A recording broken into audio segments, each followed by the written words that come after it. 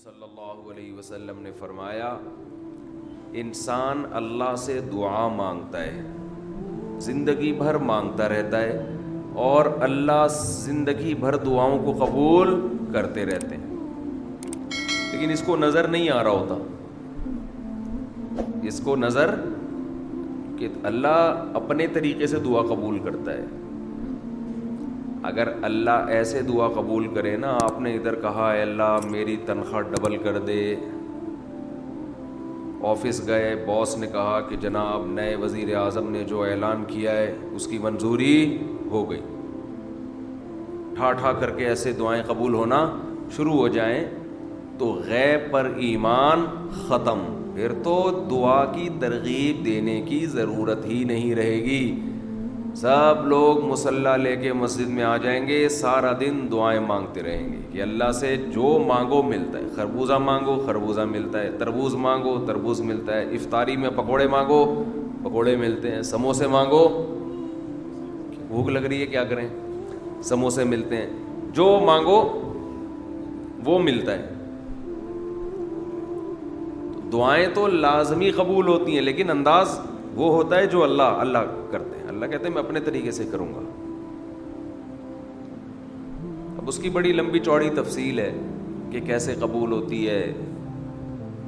بعض دفعہ جو چیز مانگ رہے ہیں اللہ وہی دے دیتا ہے آپ کو، بعض دفعہ اس کا متبادل دے دیتا ہے، آلٹرنیٹ دے دیتا ہے، بعض دفعہ نہ آلٹرنیٹ دیتا ہے نہ وہ چیز دیتا ہے۔ کوئی مصیبت آنے والی ہوتی ہے، اس دعا کی برکت سے اس مصیبت کو ٹال دیتا ہے۔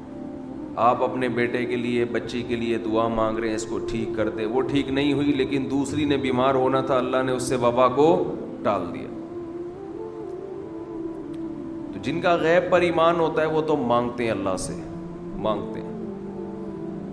پتہ ہے بھائی یہ ہو نہیں سکتا کہ جس خدا نے کہا ہے کہ میرے سامنے ہاتھ اٹھاؤ، حدیث میں آتا ہے اللہ میں اتنی غیرت ہے کہ جب کوئی اللہ کے سامنے ہاتھ اٹھا کے مانگتا ہے تو اللہ کو خالی ہاتھ لوٹاتے ہوئے حیا آتی ہے۔ بڑے سیٹ کے پاس کوئی بھکاری جائے اور پیسے مانگے اور وہ اس کو دھتکار دے تو بھکاری کہے گا نا یار نام تو بڑا سنا تھا آپ کا، بڑے سخی ہو۔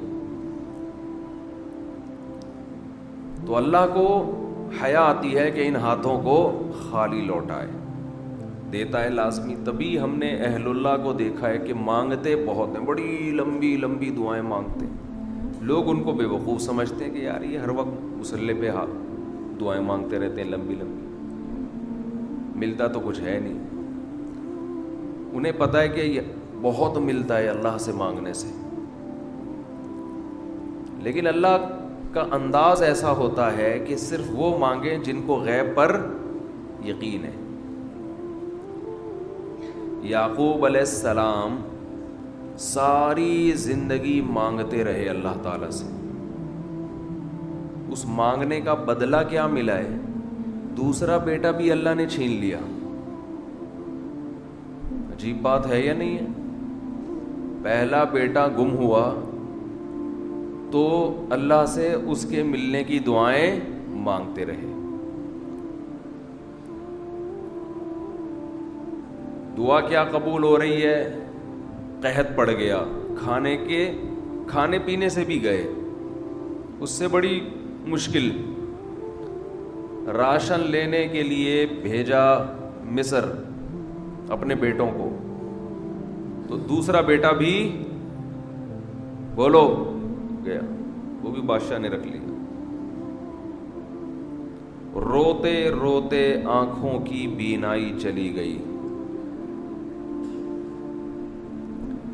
آپ کی اولادیں آپ سے کیا کہنے لگیں؟ تاللہ تفتأ تذکر یوسف، اللہ کی قسم آپ یوسف کو ابھی تک یاد رکھا ہوا ہے۔ حتی تکون حرضا او تکون من الہالکین، آپ کی جان نہ چلی جائے۔ تو زبان سے یہ نہیں کہا کہ میں اللہ سے مانگ مانگ کے تھک گیا ہوں لیکن اللہ دینے کے لیے تیار نہیں ہے، میرا تو دوسرا بیٹا بھی گیا۔ جب دوسرا بیٹا بھی گیا ہے نا، اس وقت یہ الفاظ کہیں کہ آنکھوں کی بینائی چلی گئی، گھر والے کہنے لگے کیا آپ کو ابھی تک یاد ہے؟ کچھ چیزیں غیر اختیاری ہوتی ہیں، اپنے اختیار سے غم کو سوچنا یہ شریعت میں جائز نہیں ہے، لیکن کچھ چیزیں انسان کے اختیار میں نہیں ہوتی۔ وہ غم جو آپ کے اختیار میں نہیں ہے اس پہ آپ کو گناہ نہیں ملتا، بلکہ صبر پہ ثواب ملتا ہے۔ شریعت میں حکم یہ ہے کہ غم کو بھول جاؤ، اس کو ایک ہی چیز کو لے کے مت بیٹھے رہو۔ لیکن حضرت یعقوب علیہ السلام کو اپنے بیٹے سے اتنی محبت، ظاہر ہے اس بیٹے میں بہت ساری خصوصیات تھیں، وہ جانتے تھے کہ اللہ ان کو پیغمبر بنائے گا، کہ اتنے عرصے کے بعد بھی آپ کے دل سے غم نہیں نکلا، لیکن اس غم کو لے کر زندگی گزار دی، کسی کے سامنے اللہ کی شکایت نہیں کی کہ میرے ساتھ کیا ہو رہا ہے۔ اور دعا قبول کیسے ہو رہی ہے کہ دوسرا بیٹا بھی گیا، بیٹوں نے آ کے بتایا کہ آپ کے بیٹے نے چوری کی تھی جس کی وجہ سے بادشاہ نے اس کو رکھ لیا۔ قال بل سولت لکم انفسکم امرا، باپ نے کہا تم نے جیسے پہلے ایک کہانی گڑھی تھی دوبارہ سے ایک کہانی گڑھ لی ہے۔ حالانکہ اس دفعہ بیٹے سچ بول رہے تھے، چوری تو نہیں کی تھی لیکن الزام لگا تھا چوری کا۔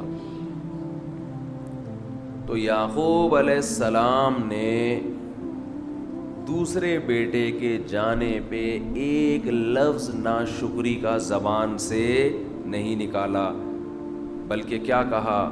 انما اشکو بثی وحزنی الی اللہ وَأَعْلَمُ مِنَ اللَّهِ مَا لَا تَعْلَمُونَ، میں اپنا غم تمہارے سامنے بیان نہیں کرتا، صرف اللہ کے سامنے بیان کرتا ہوں، اور اللہ کے بارے میں وہ کچھ جانتا ہوں جو تم نہیں جانتے۔ کیا مطلب؟ وہ مجھے تسلی دے رہا ہے، اس میں خیر ہوگی، ہمارا کام ہے مانگنا، ہم بھکاری ہیں۔ یہ تو ملحد اور خدا کے منکر لوگ ہیں جو مسلمانوں کا مذاق اڑاتے ہیں کہ یہ دعائیں مانگتے ہیں اور ان کو ملتا کچھ نہیں ہے۔ او بھائی ہمیں اس سے غرض ہی نہیں ہے کہ رب کیسے دے رہا ہے، ہمیں اس نے پابند بنا دیا مانگو، تو ہمیں اہل اللہ کو تو مزہ اس سے آتا ہے کہ اس نے ہمیں بول دیا مانگو، وہ نہ بھی دے، مانگنا ہی ہمارے لیے سب کچھ ہے۔ تو میں جو بات عرض کر رہا تھا وہ یہ تھی کہ یعقوب علیہ السلام مانگتے رہے، پھر دوسرا بیٹا بھی چھن گیا، کوئی لفظ مایوسی کا زبان سے نہیں نکالا۔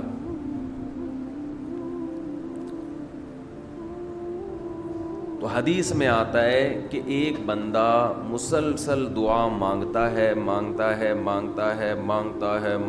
اور اللہ قبول کرتا ہی رہتا ہے، یہاں تک کہ یہ بندہ ایک دن زبان سے ایک لفظ نکالتا ہے، کیونکہ اس کو قبول ہوتے ہوئے نظر نہیں آ رہی ہوتی نا دعا،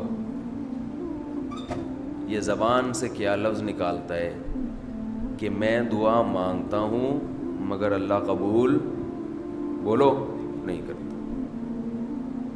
جیسے معاذ اللہ نقل کفر کہ یعقوب علیہ السلام اگر کہہ دیتے کہ اللہ کئی سال سے دعا مانگ رہا تھا بیٹا مل جائے، مگر تو نے تو دوسرا بھی چھین لیا، لہذا ثابت یہ ہوا کہ میں مانگتا تو ہوں لیکن اوپر والا قبول بولو نہیں کرتا۔ اگر یہ لفظ زبان سے نکالتے جیسے کہ آج کل لوگ نکالتے ہیں زبان سے، تو حدیث میں آتا ہے یہ جو جملہ زبان سے نکالا ہے اس کے بعد سے اللہ قبول کرنا چھوڑ دیتے ہیں، اس سے پہلے ہو رہی تھی، آپ نے یہ لفظ کہہ دیا اس کو ہلکا سمجھ کے، اللہ کے ترازو میں یہ کلمہ، یہ چھوٹا سا جملہ بہت بھاری ہے اللہ کی غضب کو دعوت دینے کے لیے. اللہ کہتے ہیں مجھے تانا دے دیا کہ میں قبول نہیں کرتا. گھروں میں جھگڑا ہوتا ہے نا, عورت کہتی ہے مرد کھلا کھلا کے تھک جائے, بیوی کہتی ہے ہاتھ تنگ کیا ہوا ہے کھلاتے نہیں ہو. بعض دفعہ آدمی کو غصہ آتا ہے کہ اب میں ہاتھ اپنا تنگ کر کے دکھاؤں گا, اب انڈے نہیں لے کر آؤں گا. میں کہتا ہوں چنگیز خان بھی, اگر کوئی چنگیز خان کی اولاد ہے نا, اس میں بھی اتنی طاقت نہیں ہے کہ بیوی کہے کہ 6 انڈے چاہیے اور وہ ان 6 کو 4 کر کے دکھا دے, یعنی آج 4 انڈے آئیں گے 6 نہیں آئیں گے. کوئی ہے ایسا مائی کا لال؟ کوئی ایسا مائی کا لال پیدا نہیں ہو. تو استنبول کیسے فتح کرو گے؟ صحیح, استنبول کیسے فتح کرو گے؟ سلطان محمد فاتح نے استنبول فتح کیا تھا نا. ایک بڑے بزرگ نے بڑی اچھی بات کہی کہ فرعون نے ہزاروں بچوں کو قتل کیا, اور بنی اسرائیل کے نا, لیکن موسیٰ علیہ السلام جب صندوق سے نکلے فرعون نے ارادہ کیا اس کو بھی قتل کروں. فرعون کی بیوی نے کہا لا تقتلوہ, اسے قتل مت کرو. فرعون نے کہا اچھا. فرعون نے کیا کہا؟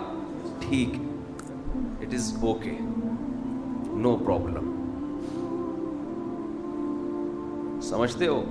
تو یہ ہمارے لیے بڑی تسلی کی بات ہے, یہ ہمارے لیے بڑی تسلی کی بات ہے کہ جب فرعون جیسا آدمی گھر میں فرعون نہیں تھا تو ہم اور آپ کس کھیت کی مولی ہیں یار. چلتے رہو جیسے زندگی گزار رہے ہو, جتنے انڈے کہے ہیں اتنے لے آیا کرو.